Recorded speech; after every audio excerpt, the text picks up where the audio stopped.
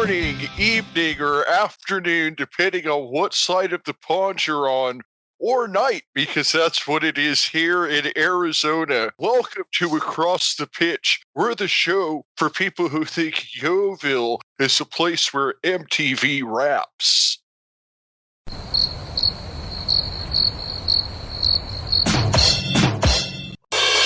I gotta admit, man, I don't follow that one. But I never watched a lot of MTV, Phil. So maybe I'm missing something here, man. Well, yeah. There was a show in the 80s called Yo MTV Raps. Ah, okay, I'm following. Yeah, I wasn't of the age to watch MTV in the 80s for sure. Yeah, we didn't really catch much MTV in Australia either, but I do remember a lot of Yo's being floating about. So, all right, I'll pay that, Phil. But there was a show, Yo MTV Raps, and every time I hear Yeovil, I'm like, Yeovil MTV Raps. I don't know much about Yeovil. I imagine it's a lot better than what you're painting a picture of here, Phil. It was just basically, it was... So back in the 80s, MTV wasn't a shit channel that just played reality shows. They actually played music videos. And then they would have like an hour a night that they played rap, and it would be Yo MTV Raps. I mean, that's all it was. Do you guys, the one of like the early shows I remember from MTV is the Headbangers Ball? It was like metal and really. You guys following that one? No, all right. No. I'm down though. I'm down. I remember the celebrity death match with Oasis. That was classic. Oh yeah, that was the claymation like celebrity wrestling, right? Yeah. So was that Liam versus Noel? Is that how that went? Yeah, that's how that went. Oh, man.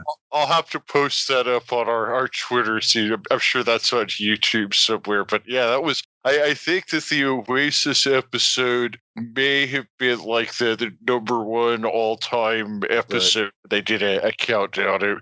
It was brilliant stuff. I mean, that was. But I think we've digressed here pretty far because don't do that, Phil. Don't do that.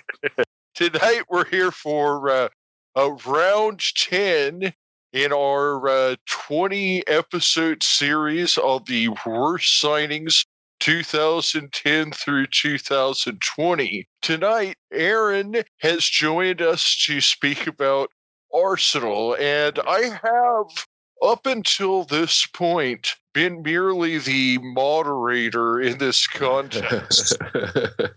However, as the moderator, I decided, well, that means I also get to make the rules. And I've decided to make a new rule and have added one moderator's challenge. Oh.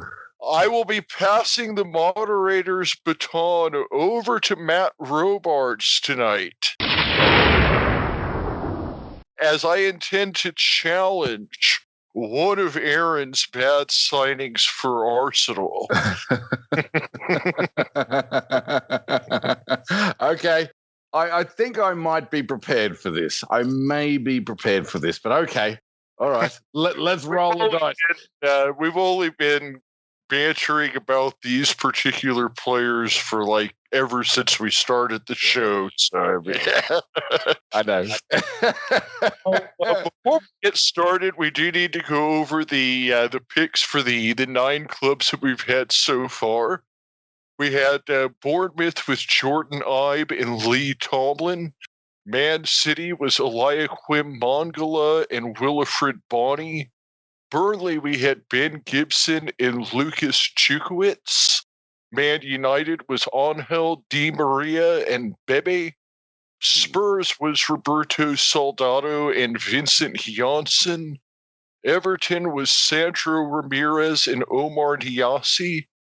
Aston Villa, we had Carlos Sanchez and Julian Lescott. Wolves had Jamie O'Hara and Roger Johnson.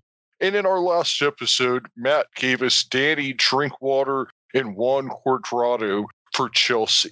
So I've seen Arran's list that he sent in for his 2 players, and And one of them I don't have much of an argument with.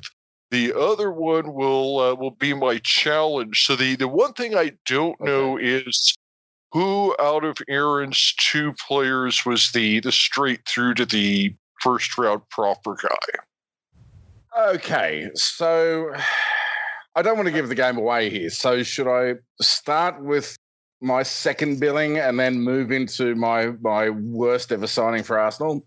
Should we go with that way? Well, yeah, I guess let's save the best for last. All right. So, all right, you're on.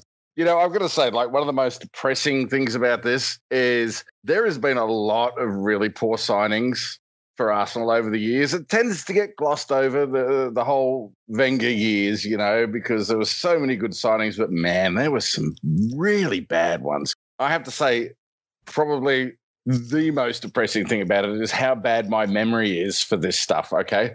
So Felipe Senderos, for example, he was going to be one of my bad signings. And when I was doing my research on this, I realized he was signed in 2003, which is obviously more than a decade ago. You know? So, Jesus. But he was awful. He was awful. He had a face running around the pitch, knowing he was awful. He's like, oh, God, I don't want to run for that. Oh, no, I don't want to. Oh, God, he was awful. But anyway, so, all right. Pick. This is my second pick. We're counting down here. Okay.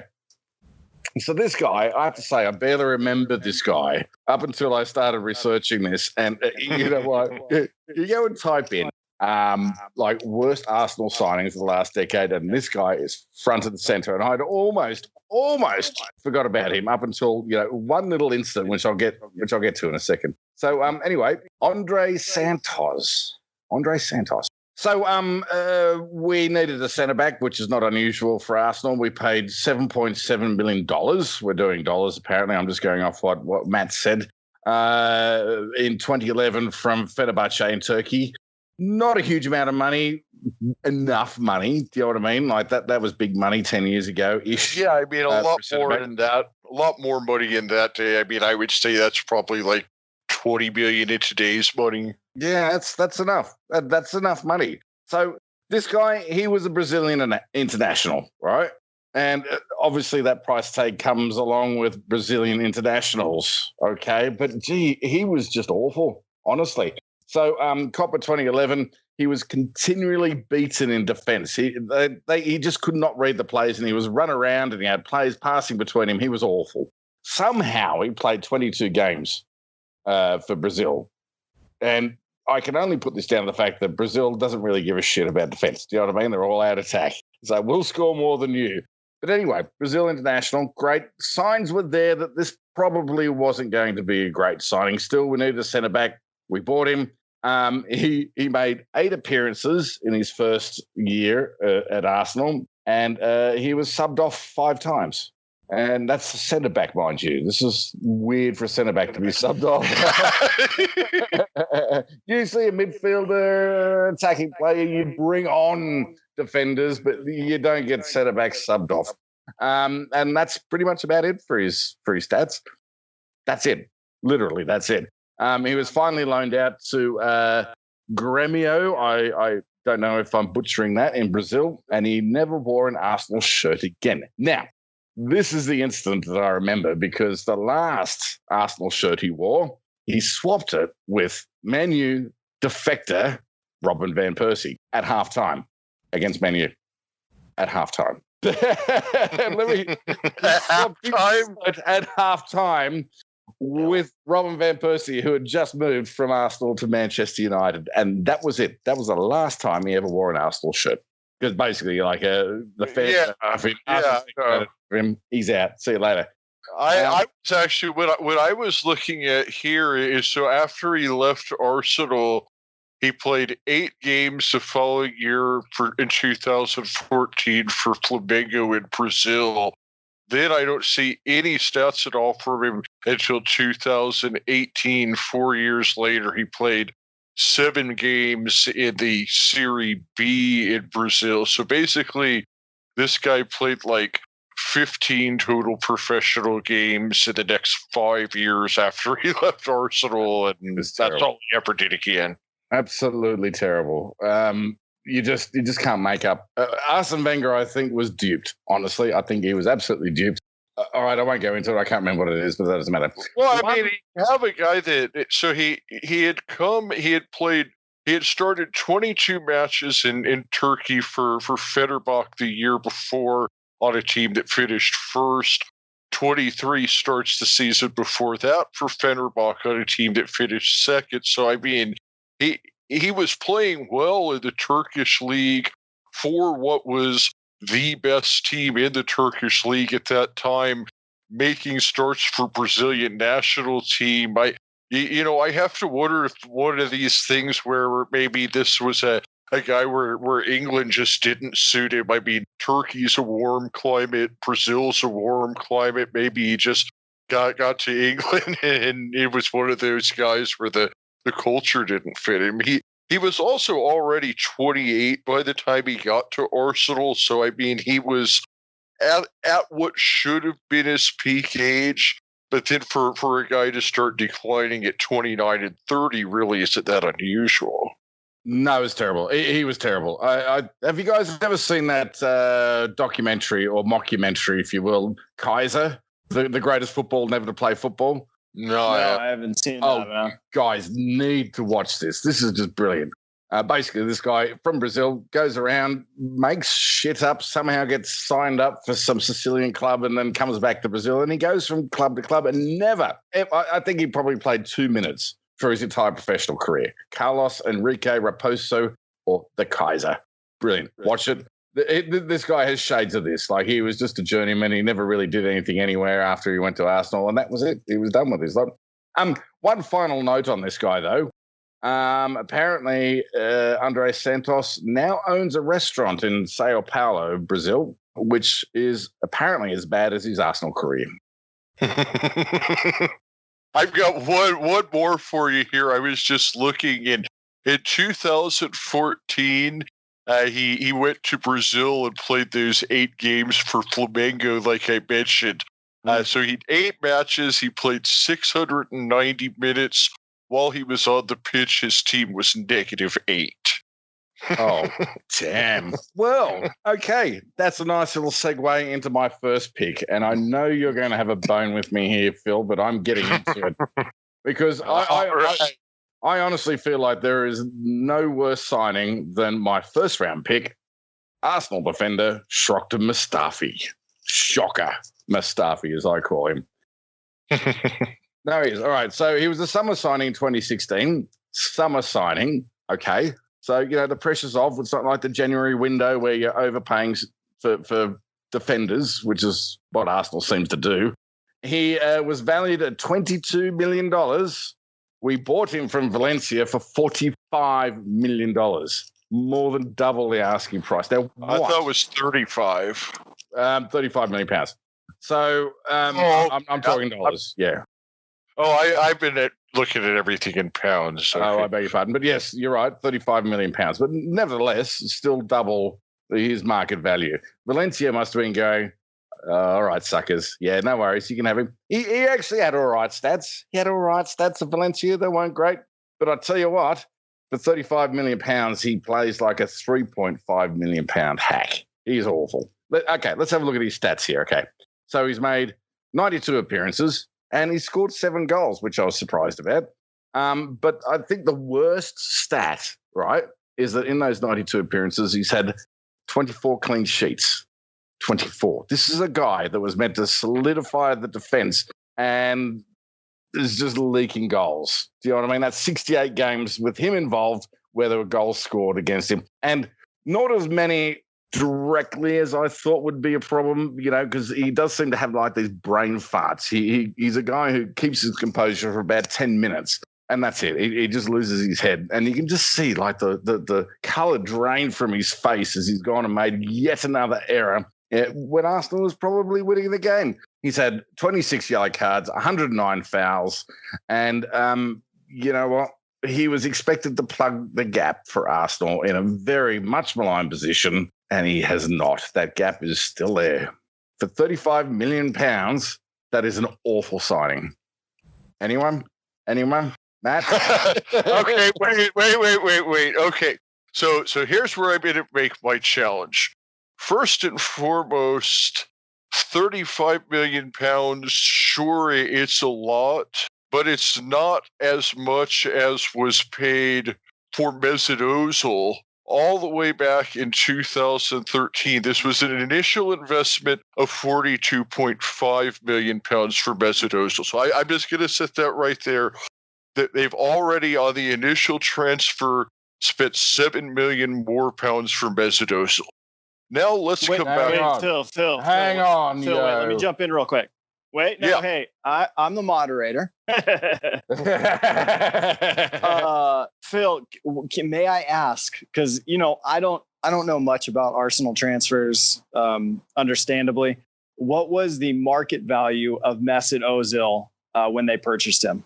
I honestly don't give a crap what the market value was, because market value is a made-up number, and the market value of anything is what somebody is willing to pay for it. Right. But I still think it's vital to this. I think it's an important piece of information for this discussion. Yes. I mean, obviously, we go back to Danny Drinkwater, and his market value is $9 million.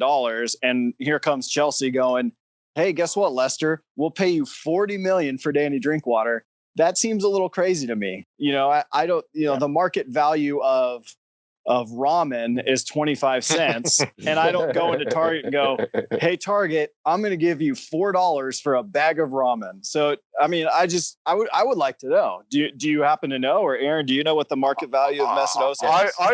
I honestly don't know. But what I was actually going to get at is the initial purchase price of Ozil is really just a number that I'm setting to the side right now, and we'll come back to. So while I go into this next part, if you want to look up the market, I've got it. I've actually got that information. If you'd like to hear, all right. So his market value was $44 million. We paid $51 million for him in September 2013. Right, and this was coming off of a good showing at the 2010 World Cup. Very good show. That got him a move to Real Madrid, where he played well for Real Madrid. Okay, all right, cool. I just need to know. So when it's time for me to make my decision, I'm well informed. Okay. Well, you're going to be well informed because I have many more numbers and many more stats that are much more important than that one. That one is just sat there because it's going to go into an adding total here, because one of the key points that I'm going to make is the total amount of money that Arsenal has spent on Ozil. No, you cannot, because this is about the worst signings. And this is going to be my big takedown on you, is that it was a good signing. There was a reason they called him Mr. Assist Film. The reason why people are mad about Mesut Ozil is because he's being paid $350,000 a week, which is a re-signing, admittedly, but not the original signing I'm talking about. So I don't think he was a bad signing. Well, for one thing, even with that original signing, in addition to the $42 million, he was paid $150,000 a week for 5 years on that, versus Mustafi, who's only at $90,000. Remember, that was $150,000 a week from 2013 through 2018, on top of the $42 million. Now, hang on, hold on. There's the transfer fee, and then there's how much they're being paid. I'm shocked.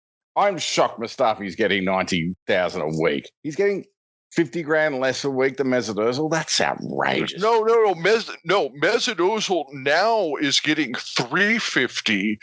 All right, and Mustafi is getting $90,000. That's what I'm saying is, so Mesut Ozil was $42.5 million, and this is euros or pound. This is pounds, not dollars. £42.5 million, then £150,000 a week for 5 years. And then £350,000 a week for 3.5 more years. Mesut Ozil is making $19 million a year. Mustafi is making $4.6 million a year. And then you're pulling out clean sheets, which are on the whole entire team. Mustafi in the Premier League, granted, the guy makes some dumb errors and he does that. But let's look at his stats. He has made, in 2017, he made 26 appearances. They were plus 25 while he was on the pitch. In 2018, 27 appearances. They were plus 21 while he was on the pitch. In 2019, he made 31 appearances plus 11. I mean, that's pretty good for a defender. Now, Mesut Ozil, granted, he had one great season in 2015-16 when he had 19 assists. But I'll tell you this, when Mesut Ozil signed his last contract, the one he's on now, that made $350,000 a week, that made him the highest paid player in the Premier League, period. Since then, they've finished 5th, 6th, 5th, and are now 9th in the table. If you're signing a guy to the highest paying contract in the entire Premier League, he damn well better get you in the Champions League at least one time. Mustafi, yes, the transfer fee, that might have been a little excessive. We've already established you pay more in the summer. At the bottom of the day, for numbers he's put up, $5 million a year isn't bad. For Mesut Ozil, not only that, last year they wanted to send him to PSG. He refused to do so. PSG was going to pay that. And on top of that, because of the money they were paying with Mesut Ozil, they couldn't re-sign Aaron Ramsey. It wasn't because of Mustafi that they couldn't re-sign Ramsey. It was because of Mesut Ozil's salary. Mesut Ozil has been nothing but problems. They've paid over £200 million for 1.5 good seasons. He is the worst, period. I totally think you're mixing up a whole bunch of stuff here, Phil. First off, Aaron Ramsey had one good season. He had one good season, let's face it. 2016-17, he was on fire. He's been injury prone. He has not been really up to this year. But hang on, you're saying that because Mesut Ozil was signed onto that, they couldn't afford to keep Aaron Ramsey. Who owns Arsenal, mate? Who owns Arsenal? You're saying this guy can't afford to keep Ramsey.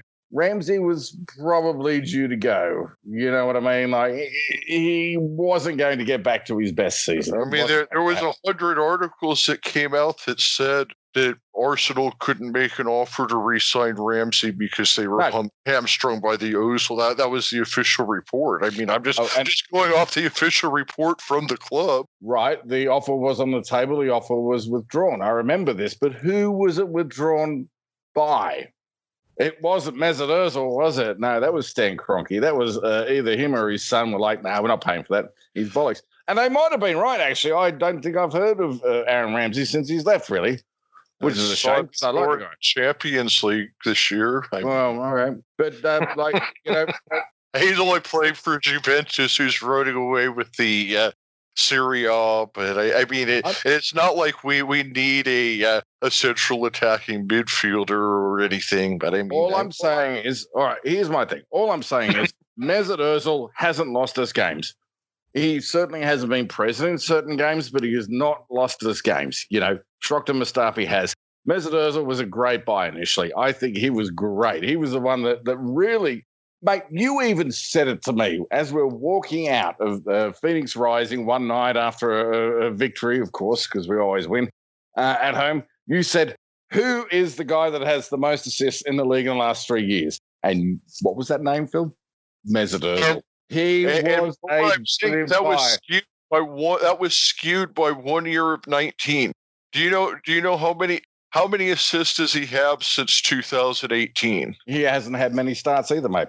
Last season, he had 20 starts, 2 assists. This year, 18 starts, 2 assists. He has 4 assists in 38 starts since signing his $350,000 a week contract, and caused a rift in the locker room with the manager. I mean, he's just nothing. He's nothing been. I understand that he's a skilled player that's capable at times. He disappears on the field all the freaking time. And it's just the amount of money is absurd. Do you realize that you could pay Mustafi for 4 years for what Mesut Ozil is making? I wouldn't pay Mustafi nothing. I'd pay him to get the hell out of the club. I mean, plus 84. I mean, okay. All right. Okay. All right. I feel like we're at an impasse here. We might need to have a look at our new moderator. Moderator Matt. We'll keep quiet. We promise. I'm just going to go on mute. I mean, this is, again, I just want to reiterate, not an Arsenal supporter. Don't know much about their transfer policy or their history. This is tough. I mean, Mesut Ozil commands a lot of money because, he is, at least in the past, he was a provider. He has some pretty good stats for Arsenal. I'm just going to throw this out there. 254 appearances for Arsenal, 44 goals, 77 assists. So that means that Mesut Ozil himself has been directly involved either with goals or assists in 121 goals for Arsenal in 254 games. I mean, that's a pretty good return on an attacking midfielder. And the reason you spend more money on those players typically is because of that stat and that stat alone. Is you want them to create, you want them to score some goals, and you want them really to assist on a lot of goals. Whereas, big money moves for defenders, it hasn't really been a thing, until the recent future. You look at guys like Virgil van Dijk, who's making a big money move. Harry Maguire made a big money move. And even Harry Maguire, I would say, hasn't even panned out for Man United. Nope. So this is, I feel like we're just talking apples and oranges, and this is what gets hard, I think, when you talk about that worst signing debate. When you say, okay, we signed this guy for $7 million, and then we sign this other guy for $44 million, but one's an attacking midfielder who's expected to create, expected to score some goals, expected to kind of be the face of the team. And the other guy is just supposed to be, hey, this great, center back that's a rock at the back. Right. I mean, it gets tough to talk about, and I think what we're seeing now at Arsenal is the problem with making these big money offers instead of just letting a player walk. And so Arsenal said to Mesut Ozil, hey, we're going to pay you $350,000 a week. And now they're stuck in this mess of no one's going to take on that wage bill. I will agree with you on that. It's the re-signing that's worse than the initial signing. It's almost like the initial signing and the initial production from the first 5 years, okay. But it's almost like, I don't know if there was a rule about this or not, but the 2018 re-signing, when he re-upped for the 3.5 years at $350,000, that exactly coincided with his drop in production. It's almost like if you could erase the initial 5 years and put the re-signing as its own, then that far and away is the worst. Does that make sense what I'm getting at? Yeah, but I was talking about the initial signing. And you know what? I feel like, I have absolute respect for Arsene Wenger, but I tell you what, I feel like that was one little bomb that he left in Arsenal. Was like, I'm going to sign you. I know I'm on my way out. I'm going. Have fun with that. And I kind of feel like Mesut Ozil was like, thank you very much. And ever since then, Phil, I'm not going to disagree with you. He has run that dressing room and he probably is taking a paycheck. Sometimes he turns up. Most of the time he doesn't. He had a bit of a rough time under silly bollocks who left. What was his name now? Emery. Emery. I found out something recently about Unai Emery, and it totally makes sense. So remember when he first came, Arsenal was looking really good, and they went on like that 22-game unbeaten run, and then all of a sudden they just went to shit. That's Arsenal every year, man. Well, no. So apparently, yeah. But then the following year they didn't even start out good, and then that's when he got sacked. Apparently, Unai Emery had some massive breakup with his girlfriend, and like when he got sacked, he like went back to her, and now they broke up again, and he publicly says that she's the reason he got sacked, and like he wasn't even concentrating on the team because of the breakup. And I look up the article. It completely makes sense with if you were watching the team, the timeline that. So you're saying it wasn't Mesut Ozil, it was Yoko Ono. There we go. All right. So here's Matt. Here's what I got to say. If we're talking worst transfers, Mesut Ozil's not on this list. Thank you. Because Mesut Ozil's transfer, his original transfer, was a great move by Arsenal. He had a lot of production. It was at a very reasonably priced contract.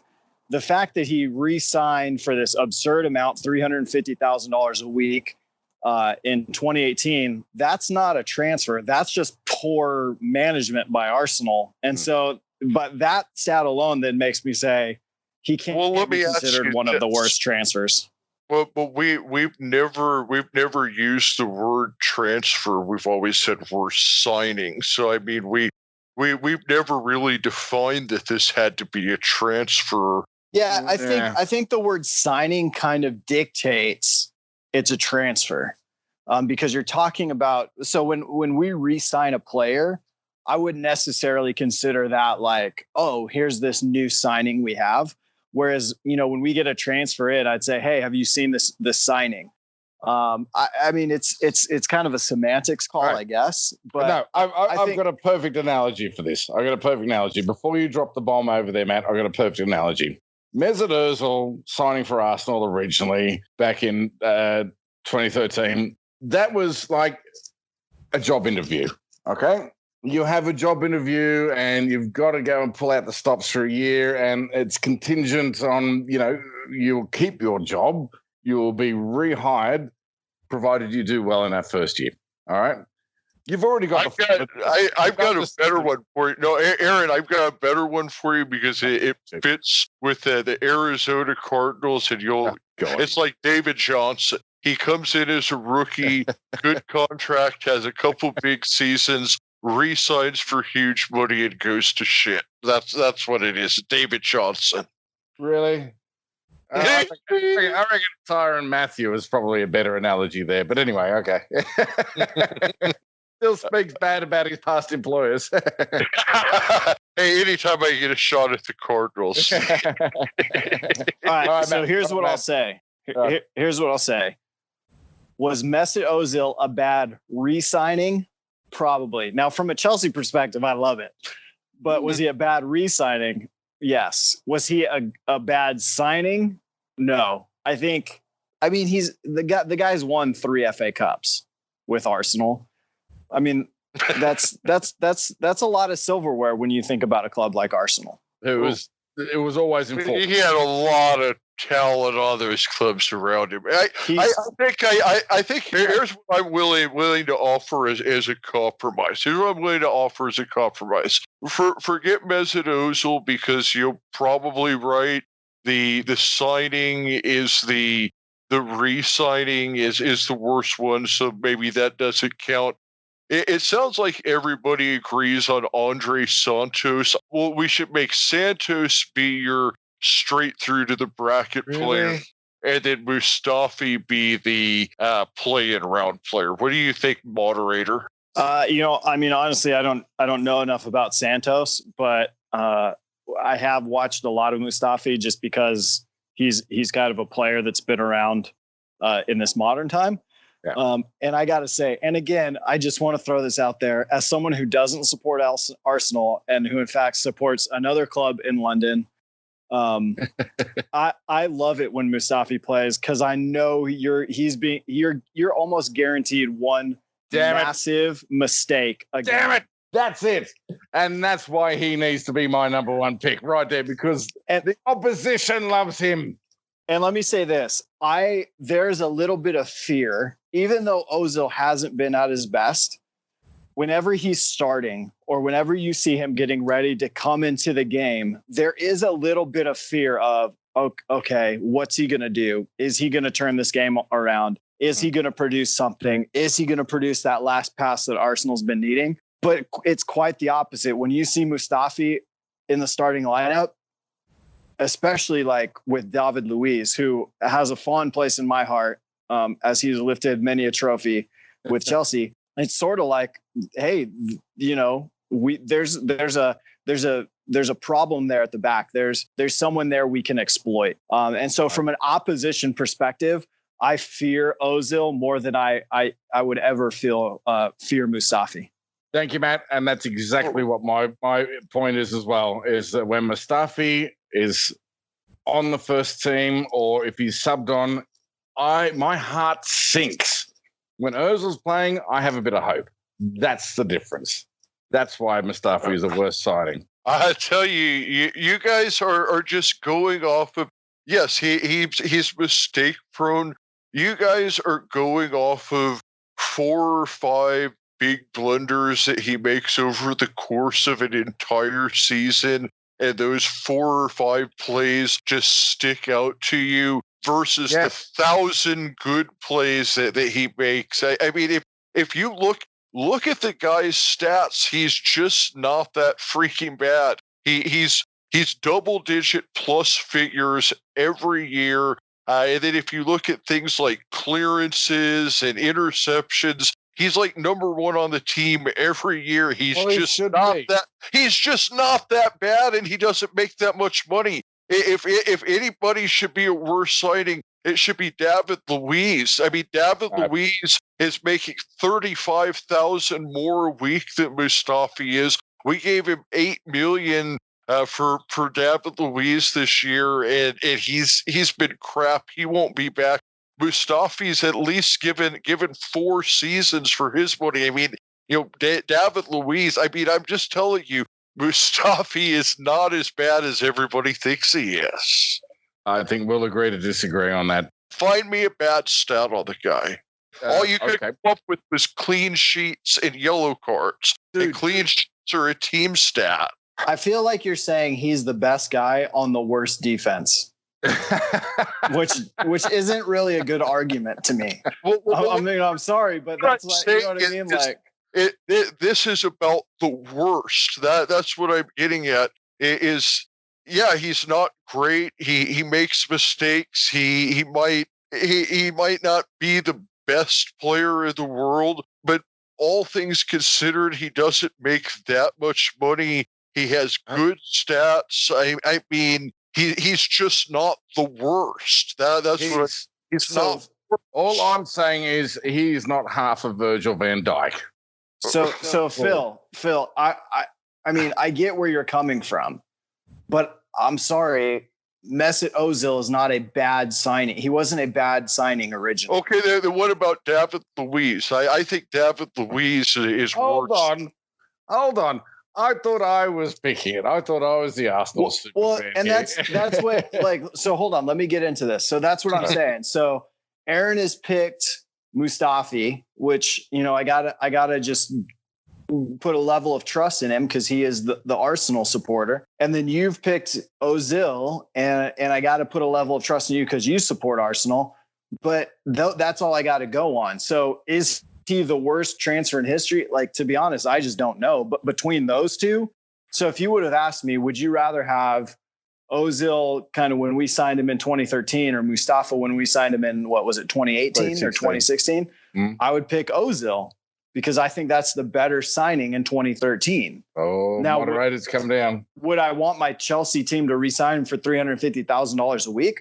No, because that's just crazy money. I mean, we're seeing now that Arsenal's in this. That was my main point to begin with. Is just the cumulative amount of money and the fact that the amount of money they're paying him now hamstrings them from being able to sign other players. Mustafi doesn't make enough money that it prevents them from signing other players. I don't care. Here's a rhetorical question for you, Phil. Rhetorical. Are they going to sign Shakhtar Mustafi? No. Are they going to what? Re-sign Shakhtar Mustafi. No. Well, I think that he's under contract for another year. They're probably going to sell him and get a profit back. They're going to offload that. Which is another thing, is Mesut Ozil is unsellable. They've tried. Nobody will touch Mesut Ozil because of his contract. There's plenty of shoppers for Mustafi. Good. Right, but that's not. So what I'm saying, Phil, though, is that's not Ozil's fault. Right. It's Arsenal's fault. It's Arsenal's fault 100% that they signed this guy to a $350,000 a week contract. That has nothing to do with Ozil or how good he is. Well, that's right, just that's just a poor move. Right. Well, that's what this is all about. This isn't about the quality of the player. This is about what's the worst signing. It's what's the worst signing. It's the same thing, though, mate. It is. If it's the quality of player. But what I'm saying is, so if I spend $100 on having me on the team, or I spend $100 million on having a League One player on Arsenal, then $100 on me is still going to be a better signing because it's not $100 million, even though the other guy is better. You know what I'm saying? No, so you'd be a plank of wood, mate. You'd be a plank of wood. Here's where we maybe made the mistake, guys. Here's where we maybe made the mistake. All right. I was under the impression that we were talking worst transfers. Yep, me too. So when we use the word signings, that's where my mind goes, is worst transfers. I don't consider re-signings as necessarily like quote unquote new signings. Right. So when I hear Mesut Ozil was transferred in 2013 for $40-something million, and then he went on to produce 44 goals, 77 assists, and 254 appearances, to me, I'm like, hey, in 2013, when you paid 40-some million for him, that was pretty high, but that's a great buy. Thank you, Matt. And that's exactly my point there. That's exactly my point. Yeah, but again, because Arsenal just said, you know what, like maybe we're stuck, maybe we're just in the crapper. We don't know if we lose Ozil, our team goes to crap. We don't know what it is. Here's 350,000 pounds a week just to stay here. That to me is just piss poor management. And so I have a hard time then saying that that's a worse signing than someone like Mustafi, because those are, again, you guys are giving me just these two guys. So Phil, if I'm saying it's not Ozil, who's another guy that's out there? Okay, I've got a couple for you. Pepe, Lacazette, Luis. I mean, who do you got here? I know you have. Are you kidding me? All right, Pepe. Man. Well, let me jump in here. All right, Matt. Let me jump in on Pepe. I think Pepe was a bad move because he's a young player that had one good year in League One. Yeah. And keep in mind, this was on a team that didn't even win a trophy in League One. He had one good year. I think Arsenal got into this idea of we need to sign someone. We have to sign someone because that's what our fans are demanding, that we got to make a statement. And they just made the wrong statement.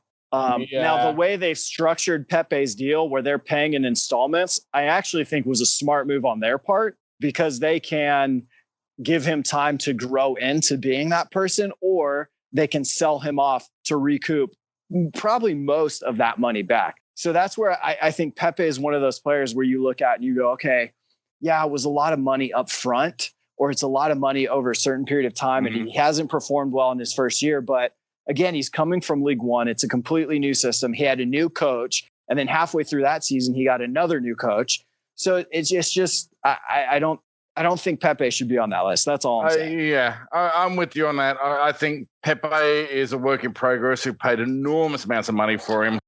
He didn't. Wow, someone went past there. Was that Pepe down the wing there? Sorry, I didn't mute my microphone in time there. I'm recording outside. No worries. You know what? I mean, you could probably compare Pepe to Gabriel Martinelli. Raw talent, but that's it, raw talent. So I didn't include Pepe in there just because you're right, Matt. I think there is probably room for him to grow there. Arsenal fans are notoriously impatient. They want to see goals galore from their new signings. But I do have to say, I have some honourable mentions here, just rounding this out, because there's been a lot worse signings. Sebastian Squillaci, another centre back. He was awful. He was awful.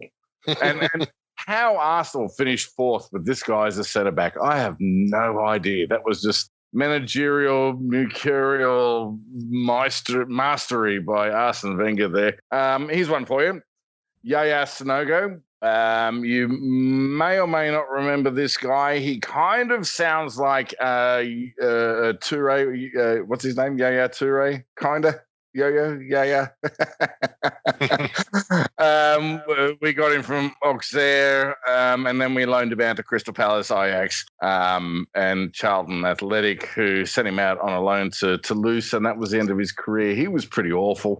He managed to score 1 goal in 20 appearances. So maybe Arsene Wenger is a little bit more ruthless than what we give him credit for. And finally, Granit Xhaka. What? Come on, man. Now have a think about it. You're talking about the guy that has the best plus minus on the team 3 years in a row. He's only on $100,000 a week. I mean, you called him a head ducker. Yeah, he made one head duck. Not one. He always goes in for these rash challenges. He averages a yellow card 66% of the time. This guy's awful, man. He's just like, once you're on a yellow card as a central midfielder, what are you going to do? You're not going to do anything unless you're going to go in for another rash challenge. And yeah, he's had a few red cards in his time as well. He's not in my list because, you know what, despite telling the fans to F off, he does throw in some good performances, but he's certainly up there, and we may, I don't know, we'll probably address this later. Like later, as in a couple of years. I mean, if you look, so last season he was plus 17. No other player on the team was better than plus 11. Plus 11 what? Goal differential while they're on the pitch. I mean, that's what I've been talking about. Is like with Mustafi and Xhaka are the two players on Arsenal. If you look at the last 3 years, Xhaka and Mustafi are the two players that have the best plus minus ratio in terms of goal differential when they're on. That's what I'm saying. It's like in 2016, 2017, Arsenal outscored their opponents by 25 goals when Mustafi was on the field. 2017, 2018, they outscored their opponents by plus 21 when Mustafi was on the field. Last year, plus 11. To me, that's the most important statistic for a defender is plus minus ratio. All right. Well, I've got one for you. Errors leading to a goal, 7. Yellow cards, 32. Red cards, 2. Fouls, 185. This guy loses his head. I don't understand. Like, his very first game he played for Arsenal, everyone was excited. It's like, he's an attacking midfielder, and he let loose for about 30 yards out, and this thing was a rocket, top bins, and that was that. Well, let me ask you this. Okay, so you said 7 errors leading to goals. What's a good number for that stat? I mean, what do other people have? 0. Who has 0? I don't know. No, what I'm saying is, for example, how many errors leading to goal did Virgil van Dijk have last year? Funny enough, I'm actually looking that up as you speak. How do you spell Dyke? D-Y-K-E, is it? D-I-J. No idea. Virgil, so let me ask this, guys. I'm just going to throw out some names of kind of Arsenal transfers I know of from the present and the past, and you guys let me know where you stand in regards to this discussion. Because again, I don't know much about Arsenal besides the fact that they're a club in London. I mean, they were runners up in the 18-19 Europa League final. So, God, you're such a bitch. I've had some beers tonight, man. So I'm just kind of I'm in the mood. So let me ask about first off the Greek center back that you guys have signed recently. I believe if he goes by Socrates. How do you guys feel about him? He's worse than Mustafi. No, I don't think so. I feel like he's like an enforcer, which is probably some sort of backbone that Arsenal needed. I'm not a fan, but I'm not opposed to him. Okay. What about Now this might be going back a couple of years, but Andre Arshevin, how do you guys feel about him? I felt like he was kind of inconsistent. It was the guy that came out at the strip club in Russia and rode the police horse for the stripper. So he's a winner in my book. I agree. All right. No, cool. He was great. He was one I think was signed. He was a Czech national player, and again, it was that 2010 World Cup, I think, where they had a blinder, and he was signed off the back of that. And he did do some thunderbolts. And what was really good about him was the Arsenal fans, if you ask them about the team, the way it was set up with the tiki-taki type of play, the Arsene Wenger ball, was that they'd try and walk the ball into the back of the net.